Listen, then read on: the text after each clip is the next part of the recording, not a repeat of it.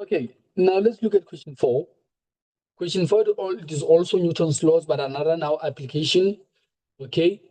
In question 3, we tested you if you know how to apply Newton's first laws because you had a constant velocity. Okay, remember when you have an object moving at a constant velocity, that's Newton's first law. All right. And then question 4 says, a hovering rescuer helicopter has a container of supplies with weight of that one. So it has this one, okay. This has a weight, okay, weight of 1960 newtons. Guys, by the way, remember weight is the same as Fg. Okay, because they are all equal to mg. Okay, and then hanging from a cable. The tension in the cable, it is 2100. So the tension here, it is equal to 2100 newtons. This is the weight, which is the same as Fg, by the way. Someone might say, call it Fg. Okay. And then the effect of air friction is ignored. Okay. Now, stating Newton's first law in motion, remember an object or a body will remain in its state of rest or motion at a constant velocity unless a non-zero resultant or net force acts on it. This, you should get it 2 or 0. It's either you get it correct or you get it wrong. No part marking as they indicated there. So I remove this and say it's either for all the definition, you should get it correct. Okay, yes. Now, can you see we have two forces there? Okay, then the question is, why does the helicopter remain stationary despite the tension being greater than the weight? Remember, if the tension is greater than the weight, we are expecting our object to move upwards because the net force is upwards. But now the case is, why is that? Okay, it's because there is, let me show you like this. Oh, okay, let's go to this question. It says the effect of air friction cannot be ignored. So it means now we have friction. So it means we will be having friction that will do what? That will assist. Okay, it means we will have friction that will assist our object to move downwards. Okay, so we will have air friction. So it cannot be ignored. So the reason tension, despite it being greater than our weight, but our object is stationary, it's because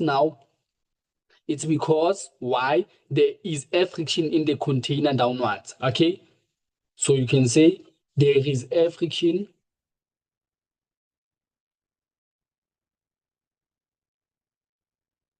in the container, okay, downwards. Okay, so for 2 marks. Or someone may say there is an extra downwards force, which is what? Which is friction. Okay, yes. And then they say now the winch inside the helicopter starts to pull the container upwards. Okay, the winch starts to pull the container upwards. So now our object is now starting to move upwards. So it's starting to move upwards now. Our object is now starting to move upwards. So it means it is no longer at stationary. Okay, it is no longer at stationary. Once it starts moving upwards, it is no longer at stationary. Okay, with an acceleration of 0.13. So it is moving upwards with an acceleration of 0.13 meters per second squared. Okay, and then calculate the mass while the helicopter remains in its position. Okay, calculate the mass of the container. How can you calculate the mass of the container? So remember you have weight. Okay, remember you have weight to be that one. And you remember that weight, it is equal to what? Mg. and then weight you are given to be something like 1960, and then your mass is what you're looking for. G, it is 9,8, and then your mass will be 1960 divided by 9,8. You will get something like 200 kg. Remember in physics, paper 1, or let me say in physics, we use kilogram, and then in chemistry, we use grams. Okay? They say after an acceleration of a few meters, the container is pulled up at a constant velocity of 0.8, blah, blah, blah, blah, blah. Okay? So they say after an acceleration of a few meters, the container is pulled at a constant velocity, okay, of 0.8, blah, blah, blah. So it means initially it had an acceleration of 0.13 meters per second squared for a certain distance. Okay, let me say for a certain distance. After that distance, it is now pulled at a constant velocity. So moving upwards to a certain distance, it is now moving at a constant velocity. And remember, constant velocity of 0.8 meters per second. But remember, for constant velocity, acceleration will now become equal to 0. But now, 4.5, okay, what? Okay, there is a missing question 4.4 here. Okay, let me quickly go fetch 4.4, guys. Okay, sorry about that. All right, now we have 4.4 now, so that things will make sense. Okay, now 4.4 says, remember we just calculated on 4.3, calculate the mass of the container. Okay, the mass of the container. So how can we calculate the mass of the container? You're gonna say 4.4, calculate the magnitude of the tension in the cable as the container is being pulled upwards. Remember, it is being pulled upwards and we have an acceleration of 0.13 meters per second squared. So F net, it is equal to MA. And then forces acting there, it is the tension, remember, and then F friction going upwards, and then as well as what? As well as weight, which is the same as Fg. Okay.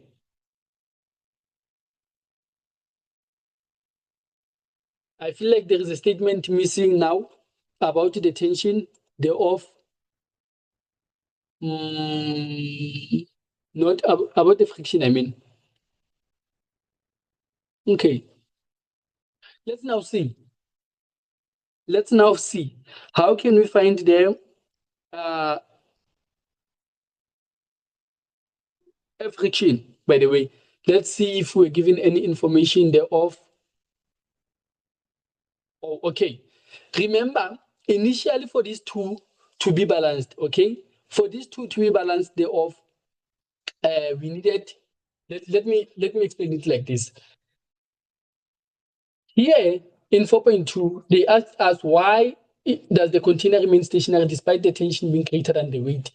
The tension, yes, is greater than the weight, but now the weight plus the friction, they both balanced what our tension. So it means that our friction was going to be 2,100 minus 1,960, which is how much? 2,100 minus 1960, which is 140. So it means our F friction has 140 newtons. And remember, this one will remain constant. Okay, will remain constant. And also this one, the weight will always be the same. Okay, and then now what will happen when it experiences an acceleration? It means now tension will be greater. Okay, so it means tension will be bigger, but by how much? That is what we are trying to see here. So you're gonna say it is tension minus friction on air minus my weight, it is equal to MA. And then tension minus friction on air, it is 140. We just calculated to be 140 minus the weight, it is 1960. It is equal to, what is the mass object? Okay, what is the mass of an object? It is 2,000, and then we need to multiply that by the acceleration, which is 0.13. And then you'll see that as you do your mathematics, that your tension will be 2126 newtons. Can you see now? The tension that we got, it is now greater than both of them. Okay? Remember, these two combined, it is equal to, where is it? 2100. 2100. But now we find that our tension in this case, it is now 2126. It means we will have a net force. Net force of how much? 2126 minus 2100 of 26 newtons. F net of going upwards. Hence, now we will experience acceleration of 0.13 meters per second following the what? The net force. And then now the question comes and say, after an acceleration of few meters, the container is pulled up at a constant velocity. Now, remember, we go back to constant velocity. What does constant velocity mean? Constant velocity tells you that the acceleration is 0 meters per second. And now, if acceleration is equal to 0 meters per second, it means now we go back to saying forces. This tension is going to be equal to the what? Friction A plus the weight. So if acceleration is equal to 0, then the tension is going to be equal to the sum of these two. So now the question is what will the magnitude of the tension in the cable be while the container moves upwards at a constant velocity? At a constant velocity, acceleration is 0. So it means tension will be equal to what? To force of the air, friction of the air plus weight. And remember, those are equal to what? Remember, I told you that both of them are equal to what? 2100. So it's gonna go back to its original what? Original value. Okay, it's gonna go back to its original value. Okay, so yes, so that's that for question 4. All right, that's that for question 4. And then